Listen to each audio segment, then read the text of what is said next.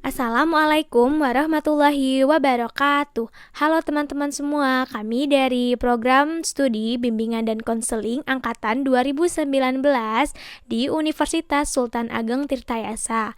Kami di sini dari kelompok 5 mata kuliah bimbingan dan konseling belajar yang diampu oleh Ibu Meila Dwi Nurmala MPD.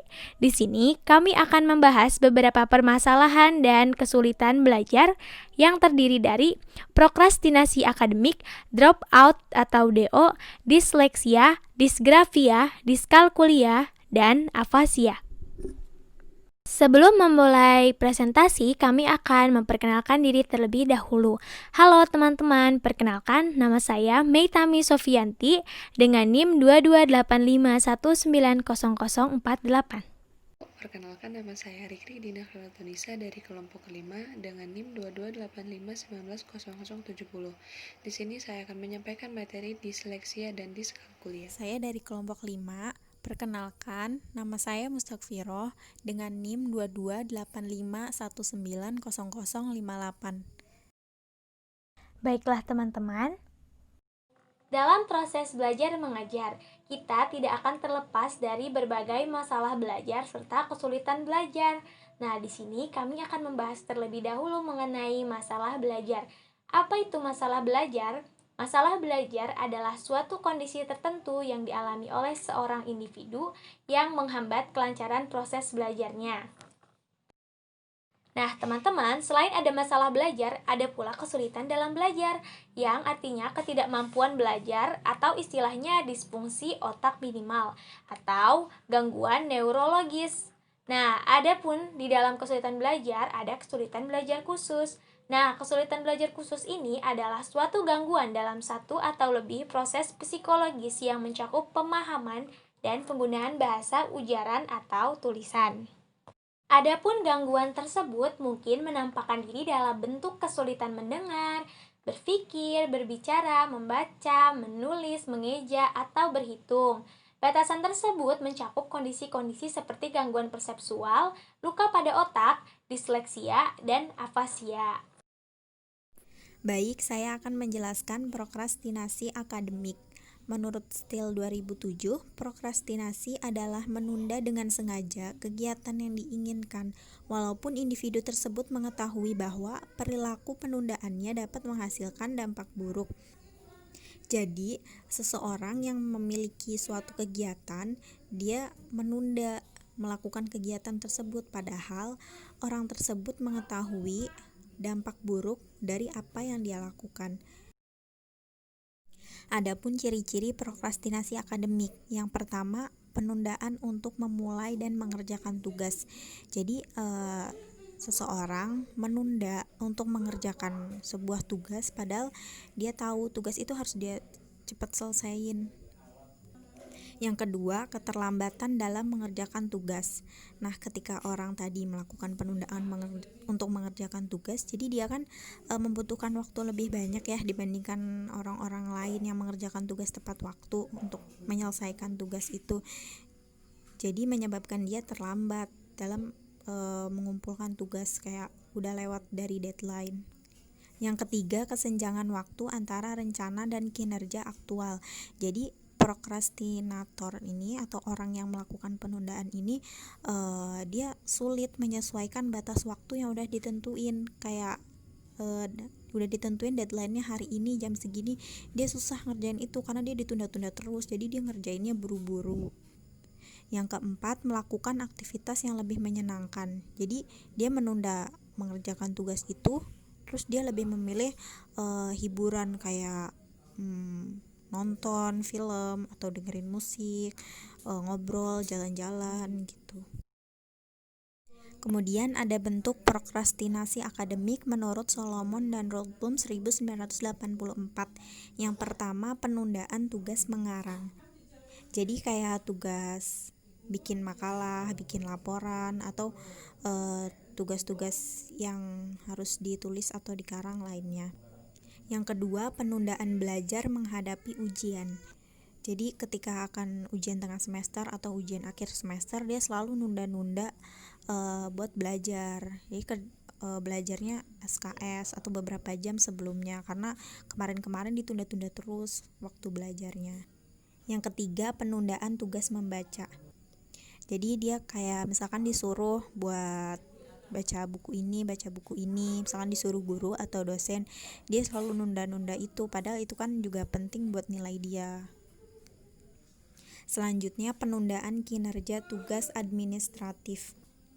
Contohnya itu kayak nyatet atau nyalin materi pembelajaran, terus kayak telat absen atau daftar buat peserta praktikum atau yang lainnya. Lalu penundaan menghadiri pertemuan. Jadi kayak misalkan dia nunda masuk kelas, kayak dia ke kantin dulu atau main dulu, kemana dulu gitu. Yang terakhir, penundaan kinerja akademis secara keseluruhan. Jadi semua tugas-tugas akademis yang dia harus selesaikan itu ditunda sama orang yang melakukan prokrastinasi. Lalu ada faktor-faktor yang mempengaruhi prokrastinasi akademik. Ada faktor internal dan faktor eksternal. Di faktor internal ada kondisi fisik individu. Jadi kayak misalkan dia lagi nggak sehat gitu, misalkan dia lagi sakit, mungkin itu bisa jadi faktor dia untuk melakukan prokrastinasi. Yang kedua, kondisi psikologis individu. Jadi ini tuh kayak seseorang tuh memandang sebuah tugas itu kayak hal yang berat gitu, hal yang tidak menyenangkan. Jadi tugas banyak banget gitu tuh, males banget ngerjainnya gitu tuh, bener-bener ngebosenin, bener-bener gak menyenangkan gitu. Lalu untuk faktor eksternal ada gaya pengasuhan orang tua. Jadi kayak gaya pengasuhan yang otoriter itu bisa memunculkan perilaku prokrastinasi. Lalu ibu yang memiliki kecenderungan melakukan avoid procrastination juga bisa menghasilkan anak wanita yang memiliki kecenderungan untuk melakukan avoid procrastination pula. Itu hasil penelitian dari Ferrari dan Olivet dalam Gufron dan Risnawita 2010. Yang kedua, kondisi lingkungan. Jadi lingkungan yang ada pada seorang siswa misalkan itu tuh pengawasannya tuh rendah, jadi dia tuh gampang buat ngelakuin prokrastinasi. Kayak misalkan aja di lingkungan keluarga yang orang tuanya cuek aja gitu, jadi nggak ngurusin anaknya mau nunda-nunda tugas, mau nggak ngerjain tugas gitu. Lalu ada saran untuk mengatasi prokrastinasi akademik menurut Burka dan Yuen 1983. Yang pertama, visualisasikan kemajuan. Yang kedua, optimalkan potensi sukses. Yang ketiga, tetapkan batas waktu penuntasan kerja. Yang keempat, memulai bekerja sebelum feeling in the mood. Yang kelima, hindari melakukan rasionalisasi. Yang keenam, fokuskan satu kegiatan dalam satu waktu atau fokus mengerjakan satu tugas dalam satu waktu. Yang ketujuh, menghadapi hambatan di awal mengerjakan tugas. Yang kedelapan, jika diperlukan bersikap fleksibel terhadap tujuan. Yang kesembilan, kurangi kebutuhan akan kesempurnaan. Dan yang terakhir, memberikan penghargaan atas kemajuan yang dicapai. Permasalahan belajar selanjutnya yaitu drop out. Menurut Saidi Harjo 2004, putus sekolah atau drop out adalah mereka yang terpaksa berhenti sekolah sebelum waktunya. Sedangkan menurut Ahmad 2011, putus sekolah adalah berhentinya belajar seorang murid baik di tengah-tengah tahun ajaran atau pada akhir tahun ajaran karena berbagai alasan tertentu yang mengharuskan atau memaksanya untuk berhenti sekolah. Jadi siswa tersebut tidak lagi mengikuti pendidikan di suatu sekolah tersebut karena banyak hal, baik itu keinginan siswa sendiri ataupun ada hal yang memaksa dia untuk keluar dari sekolah tersebut. Adapun faktor penyebab drop out yaitu faktor internal dan faktor eksternal. Yang faktor internal itu berasal dari dalam diri anak itu sendiri, seperti rendahnya motivasi atau minat anak untuk bersekolah ataupun karena menderita suatu penyakit. Sedangkan untuk faktor eksternal itu faktor penyebab anak putus sekolah yang berasal dari luar diri anak, kayak faktor ekonomi, faktor sosial atau faktor lingkungan. Untuk faktor sosial atau lingkungan itu berasal dari rendahnya pendidikan orang tua, adanya pengaruh dari masyarakat dan sebagainya. Selanjutnya, penanganan untuk siswa dropout. Gunawan 2000 mengungkapkan ada 3 penanganan bagi siswa yang mengalami dropout. Yang pertama, langkah preventif, yang kedua, langkah pembinaan, dan yang ketiga, langkah tindak lanjut. Yang pertama, langkah preventif. Upaya preventif merupakan langkah pencegahan terhadap suatu permasalahan dan erat kaitannya dengan siswa-siswa yang mengalami dropout. Contohnya, ketika siswa sering bolos, ada kebijakan kepala sekolah seperti mengadakan rapat dengan wali murid dalam rangka mensosialisasikan tentang tata tertib dan menentukan kelulusan di setiap mata pelajaran. Selanjutnya, adanya peran bimbingan dan konseling seperti bekerja sama dengan guru bidang studi, wali kelas, dan orang tua siswa guna mengontrol perilaku dan akademik siswa, memberikan layanan informasi tentang kejadian insidental dan mengadakan konseling individual atau kelompok, serta berakhir dengan penulisan surat perjanjian. Selain dari itu, guru BK juga saling bekerja sama dengan pihak kepolisian untuk mengontrol siswa yang membolos. Selanjutnya, guru BK menyediakan buku catatan kasus dan buku saku izin keluar masuk siswa di sekolah, serta kepala sekolah menyediakan instrumen penilaian kinerja guru yang diberikan kepada siswa untuk mengetahui kualitas mengajar guru. Yang kedua, langkah pembinaan. Pembinaan merupakan penanganan untuk dropout yang dilakukan untuk membina siswa agar mengalami perubahan yang positif dan juga menciptakan pribadi yang utuh sehingga mampu untuk menyelesaikan permasalahannya sendiri. Contohnya seperti penanganan dari guru bidang studi seperti bimbingan belajar dan mengadakan remedial. Kemudian wali kelas mensosialisasikan standar kelulusan setiap mata pelajaran, arahan tentang perilaku kesopanan terhadap guru, serta memberikan motivasi belajar pada siswa. Selanjutnya, penanganan dari guru BK terhadap siswa dan orang tua, serta berakhir dengan membuat perjanjian di atas materai. Lalu melakukan kunjungan rumah untuk mengetahui kejelasan terhadap kehadiran ke sekolah. Kemudian pengalihan kasus kepada pihak kesiswaan seperti memberikan bimbingan dan mensosialisasikan dampak negatif dropout pada siswa seperti pengangguran, tunawisma, dan meningkatnya kriminalitas di kalangan pelajar, membuat laporan tentang persoalan yang dialami oleh siswa untuk diserahkan kepada kepala sekolah, serta penanganan dari kepala sekolah berupa bimbingan tentang persoalan siswa, memberikan kesempatan kembali pada siswa untuk berubah menjadi lebih baik, memberikan gambaran dropout pada siswa apabila tidak mengalami perubahan selama jangka waktu yang ditentukan. Yang terakhir, langkah tindak lanjut. Langkah ini bertujuan agar siswa dapat mampu melanjutkan studinya hingga tuntas. Contohnya, tindak lanjut berupa mengadakan rapat khusus untuk menyelesaikan permasalahan yang dialami siswa dengan guru bidang studi, wali kelas, guru BK, bidang kesiswaan, serta wali murid untuk mengambil keputusan dropout dan merekomendasikan sekolah lanjutan. Disleksia adalah hilangnya kemampuan untuk membaca dan menulis. Menurut Darwo Wijojo 2008, hilangnya kemampuan untuk membaca disebut dengan aleksia, sedangkan hilangnya kemampuan untuk menulis disebut agrafia. Selanjutnya, disleksia merupakan sebuah kondisi ketidakmampuan belajar pada seseorang yang disebabkan oleh kesulitan dalam melakukan aktivitas membaca dan menulis. Gangguan ini bukan bentuk dari ketidakmampuan fisik, seperti masalah penglihatan tetap mengarah pada otak yang telah mengolah dan memproses informasi yang sedang dibaca.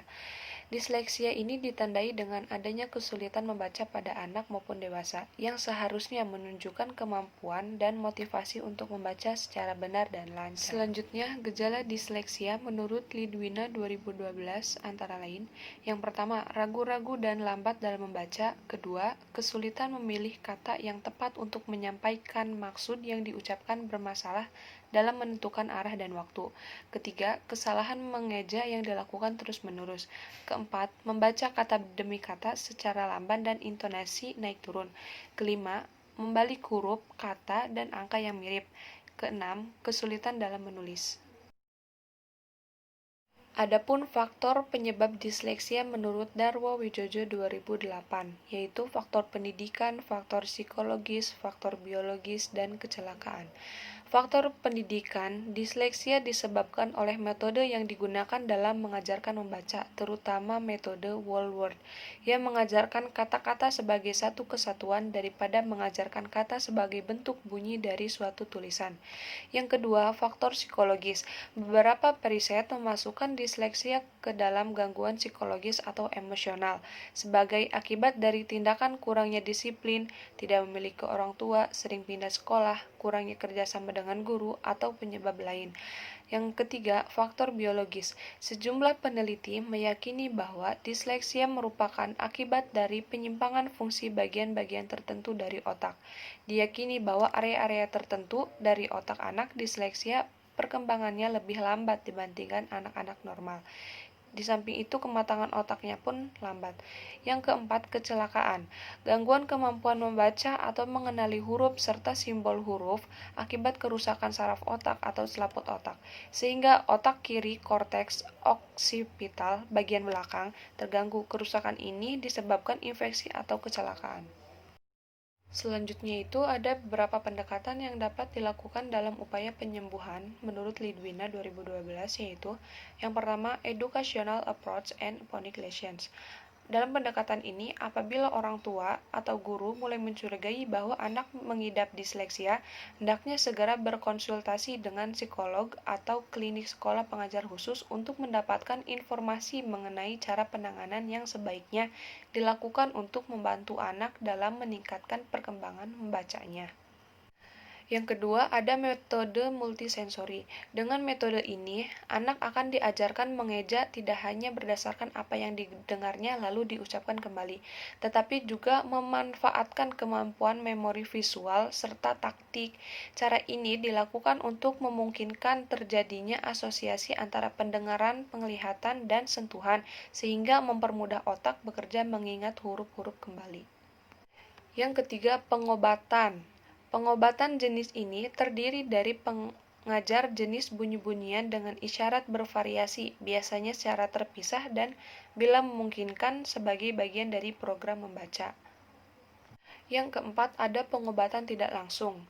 Dalam pengobatan tidak langsung bisa termasuk penggunaan lensa diwarnai yang membuat kata-kata dan huruf-huruf bisa dibaca dengan lebih mudah, latihan gerak mata atau latihan penglihatan. Materi selanjutnya ada diskalkulia. Diskalkulia ini dibatasi sebagai suatu bentuk learning disability yang ditandai dengan kekacauan dalam berhitung. Menurut Lili Sudiarto dalam Mujiman dan Yusuf 1990, mengemukakan bahwa anak diskalkulia adalah ketidakmampuan berhitung yang disebabkan oleh gangguan pada sistem saraf pusat.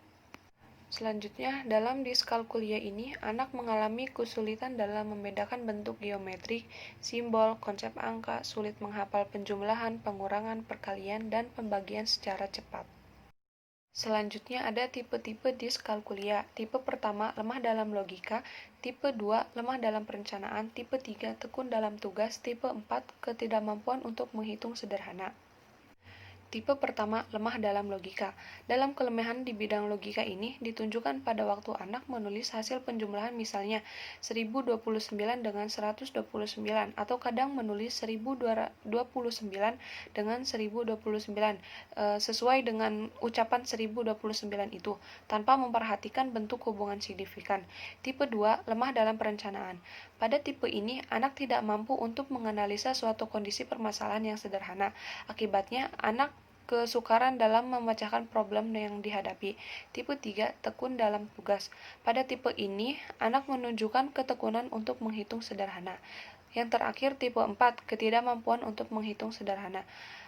Pada tipe ini, anak tidak mampu untuk menjumlahkan, mengurang, mengalihkan, dan membagi untuk soal yang sederhana.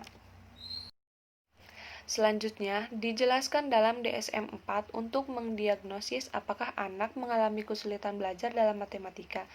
Ada 3 kriteria pokok, yaitu yang pertama, inteligensi normal atau tinggi, umur, kemampuan matematika dibandingkan dengan standar tes tidak sesuai tingkatannya.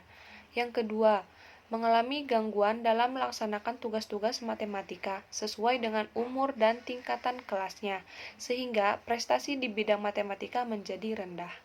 Yang ketiga, kesulitan belajar di bidang matematika ini disebabkan karena kondisi sensori defisit secara medis karena gangguan neurologi.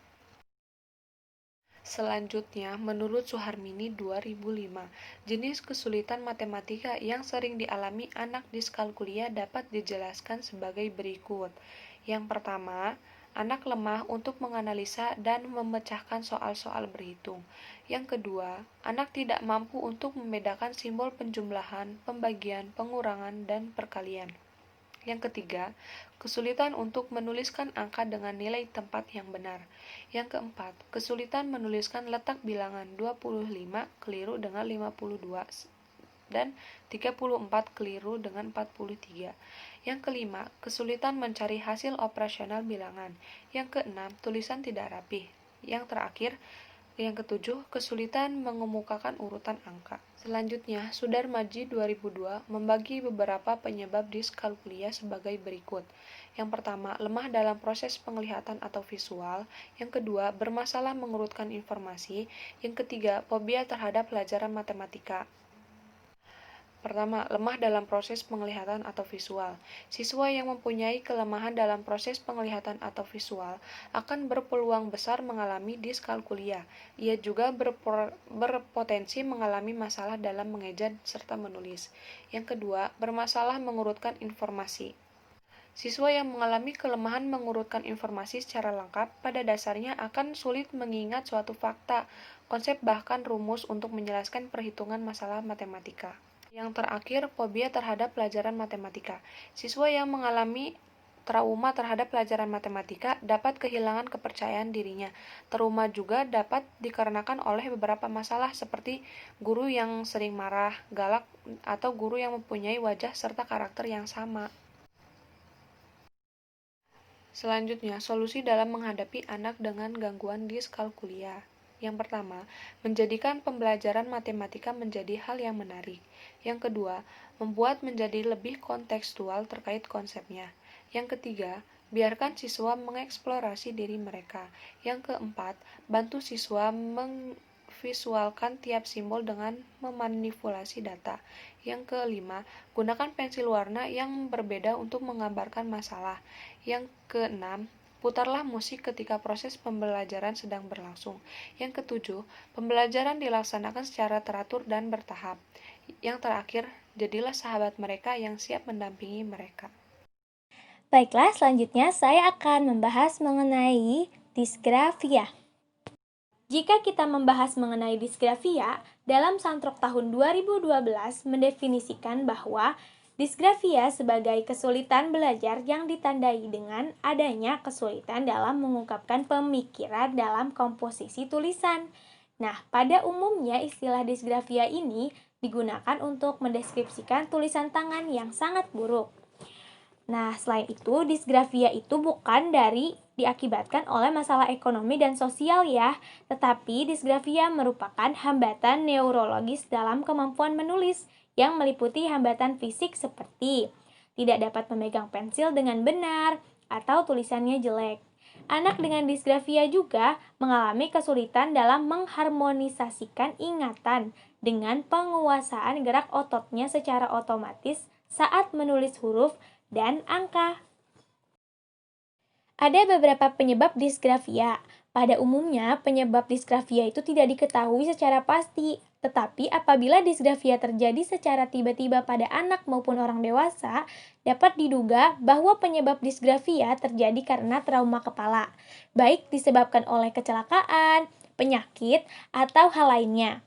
Tapi penyebab yang paling umum adalah neurologis atau adanya gangguan pada otak bagian kiri depan yang berhubungan dengan kemampuan membaca dan menulis. Nah, dalam Lerner 2000 menyatakan bahwa ada beberapa faktor yang menyebabkan disgrafia. Nah, yaitu gangguan motorik anak, gangguan perilaku yang dialami anak, gangguan persepsi pada anak, gangguan memori, gangguan tangan pada anak, gangguan anak dalam memahami instruksi, dan yang terakhir gangguan kemampuan yang dalam melaksanakan cross model. Nah, teman-teman, disgrafia itu dapat disebabkan oleh kesalahan pada pembelajaran menulis permulaan, yaitu ketika pembelajaran menulis dengan tangan yang terkait dengan cara anak dalam memegang pensil atau alat tulis. Jadi, dari berbagai penyebab yang sudah tadi aku kemukakan di atas, penyebab disgrafia itu sama sekali tidak terkait dengan masalah kemampuan intelektual, kemalasan, asal-asalan dalam menulis, dan bukan juga karena tidak mau belajar, tetapi karena satu dan beberapa gangguan. Jadi, untuk para guru perlu mencermati anak-anak yang menderita disgrafia secara individual agar dapat diketahui karakteristik dan jenis disgrafia masing-masing supaya dapat dibantu dalam belajar menulisnya.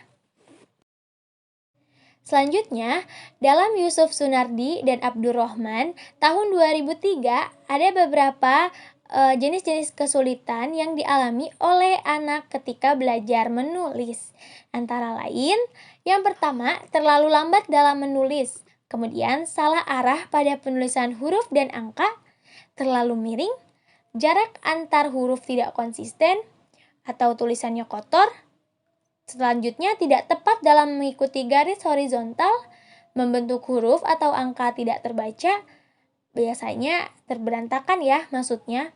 Kemudian, tekanan pensil yang tidak tepat, nah ini diakibatkan oleh terlalu tebal atau terlalu tipis. Kemudian, ukuran tulisan yang terlalu besar atau terlalu kecil. Kemudian yang terakhir ada bentuk terbalik. Nah, ini nih seperti bercermin ya tulisannya. Jadi yang harusnya misalnya huruf B itu justru terbalik menjadi huruf D.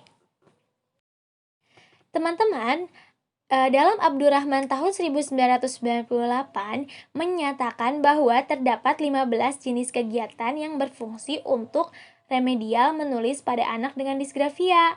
Nah, ini bisa menjadi penanganan untuk anak dengan disgrafia ya. 15 jenis kegiatan tersebut sudah ada di slide. Bisa dibaca ya. Nah, sambil membaca, di sini saya akan menjelaskan mengenai cara-cara mengatasi gangguan disgrafia seperti yang terdapat di slide. Itu bisa dilakukan secara bersamaan loh. Mula-mula, guru dapat mempersiapkan alat-alat dan media seperti papan tulis, pensil, penggaris segitiga, kertas. Nah, kertasnya ini bisa dengan kertas stensil, karbon, atau dengan kertas HVS biasa, atau juga buku bergaris. Nah, aktivitasnya dapat berbarengan. Misalnya, ketika anak dilatih untuk menjiplak, guru telah menyediakan tulisan balok untuk dijiplak. Nah, atur pula posisi duduk anak supaya bisa menghasilkan tulisan yang stabil. Selain itu, cara memegang pensil dan cara menggores ketika menjiplak atau menggambar tulisan dapat dilakukan dalam kegiatan. Ya intinya, kesabaran, ketelitian, dan ketepatan dalam membimbing menjadi bagian yang penting yang harus dimiliki oleh guru dalam menangani anak dengan disgrafia. Nah, teman-teman, kita juga perlu mengidentifikasi ya jenis hambatan mana di antara ciri-ciri anak dengan disgrafia yang muncul. Nah, kemudian kita perlu nih mencari dan memilih strategi yang cocok untuk membantu anak dalam belajar menulis. Nah, strategi-strategi berikut ini dapat dipilih untuk membantu anak dengan disgrafia. Menurut Yusuf, Sunardi, dan Abdurrahman, tahun 2003, strategi-strategi tersebut adalah yang pertama, strategi kegiatan pra-menulis. Strategi ini dilakukan dengan berlatih menggunakan alat tulis. Misalnya dengan berlatih memegang pensil, posisi duduk, dan jarak mata dengan buku. Selain menggunakan pensil, anak juga bisa menggunakan spidol, kapur tulis, dan lainnya untuk menggambar dan mencoret-coret dengan bentuk lainnya, seperti menggunakan garis, membuat garis, dan lingkaran. Anak juga dapat dilatih menulis di udara dan menulis di atas media yang bertekstur. Selanjutnya yang kedua, ada strategi dengan menjiplak huruf. Kegiatan ini bisa diawali dengan kegiatan menarik garis, membuat bentuk-bentuk bangun datar, menyambung titik, menelusuri garis atau tracing, dan menjiplak bentuk-bentuk huruf. Kegiatan ini perlu dilakukan secara terus-menerus ya, sampai anak berhasil dalam menulis huruf. Yang ketiga, ada strategi dengan menulis huruf balok. Yang ketiga ada strategi dengan menulis huruf balok. Aktivitas pembelajaran ini dilakukan dengan melatih berbagai indera atau multisensoris. Anak-anak perlu melihat cara menulis, sekaligus mendengarkan penjelasan guru tentang cara menulis dan juga menelusuri contoh huruf. Yang keempat ada strategi menulis bersambung. Menulis bersambung ini tidak selamanya anak-anak hanya dibiasakan menulis dengan huruf balok ya. Secara bertahap, anak-anak juga perlu diajarkan dengan menulis bersambung. Jadi, tahap ini adalah masa transisi dari tulisan balok ke tulisan bersambung. Dalam tahapan ini ada beberapa tahap ya. Yang pertama itu mula-mula kata-kata ditulis dalam huruf balok. Kemudian huruf balok tersebut dihubungkan dengan garis putus-putus dengan pensil warna. Kemudian anak menelusuri huruf balok dan garis penghubung. Kegiatan ini diawali dengan huruf yang sederhana. Setelah anak lancar dengan cara ini, dilanjutkan dengan menulis bersambung yang sebenarnya.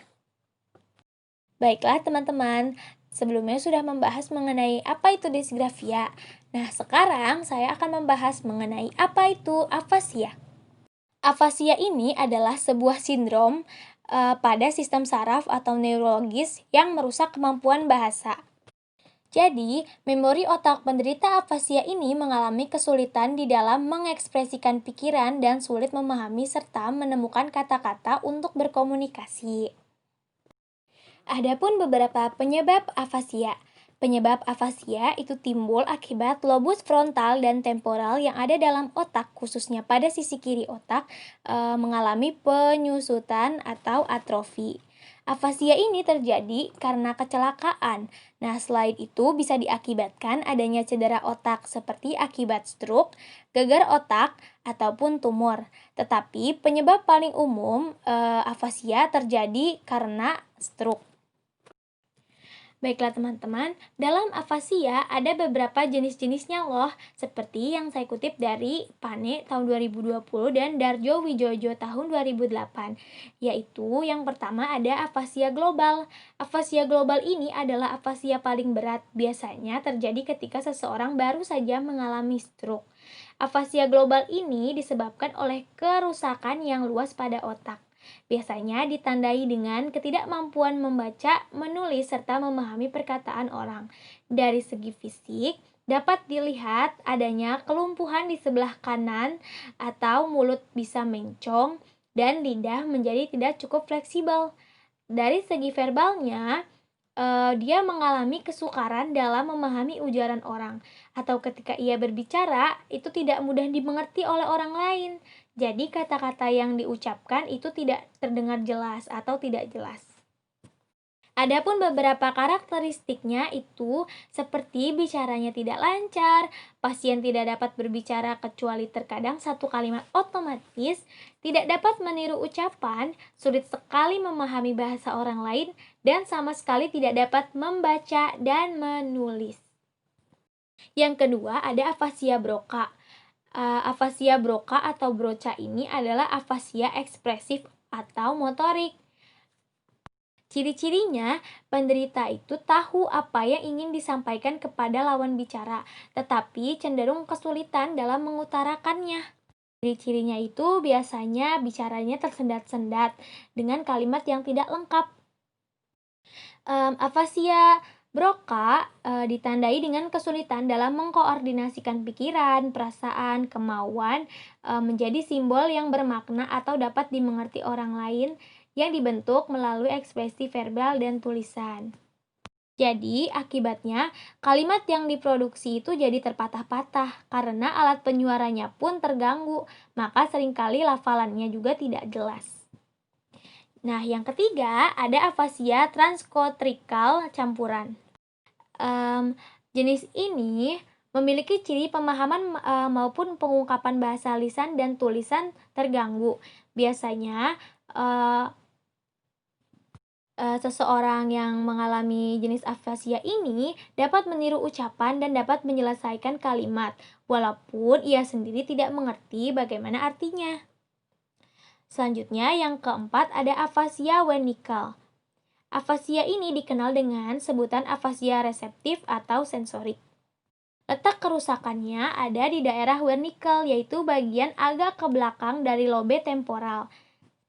Penderita afasia ini lancar loh dalam berbicara, tetapi ia kesulitan dalam memahami atau mengerti kata-kata yang didengar atau dibaca.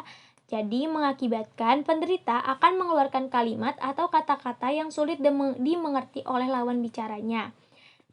Jadi dapat disimpulkan, penderita afasia wernickel ini bahasa lisan dan tulisannya itu terganggu. Pasien juga dapat berbicara dengan lancar, tetapi kata-kata yang digunakan itu biasanya salah dan tidak mengandung arti.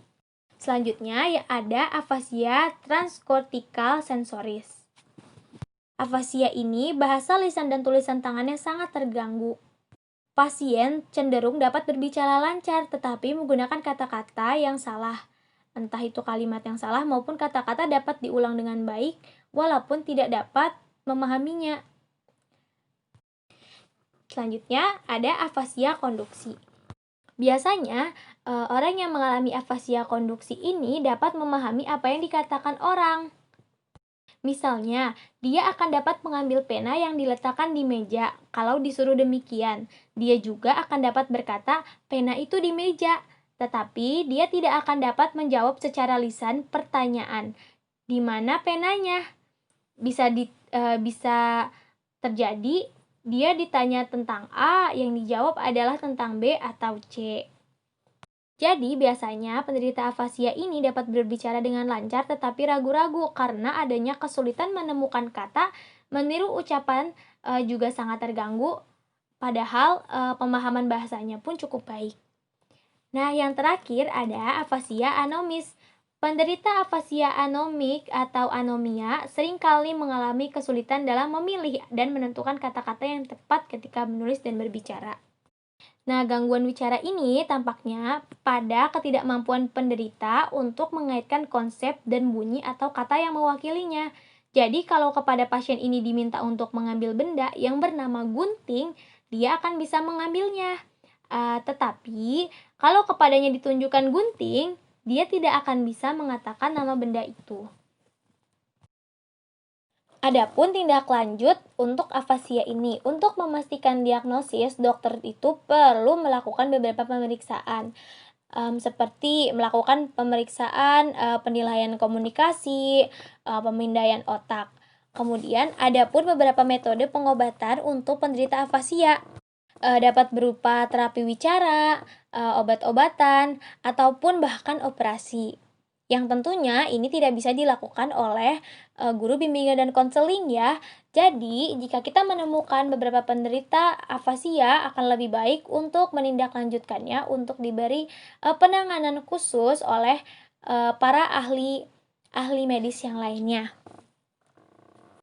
Oh iya teman-teman, jika afasia ini tidak ditangani dengan baik, afasia juga dapat menyebabkan munculnya beberapa gangguan kecemasan, depresi, dan perasaan terisolasi. Jadi penting ya untuk orang sekitarnya agar lebih peka, supaya dapat ditangani dengan segera.